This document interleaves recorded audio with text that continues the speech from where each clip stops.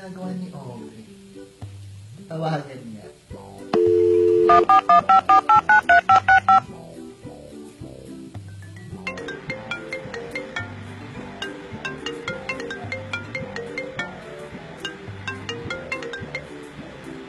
Hello? Oh, ano na naman? Mauto ka na namang hayop ka? Ay, grabe siya, oh. Eh, gusto lang naman sana akong itanong sa'yo, eh. Ay nako, hindi mo na ako makukuha sa mga pambobola mo. Makinig ka muna kasi. O na, sige na, ano ba yun? Ano ba yung tanong mo? Kawali ka ba? Oh, bakit? Ang itim kasi ng puwet mo, eh. Nasaan ba yung tubo? Ah, ganun. O sige, ako naman.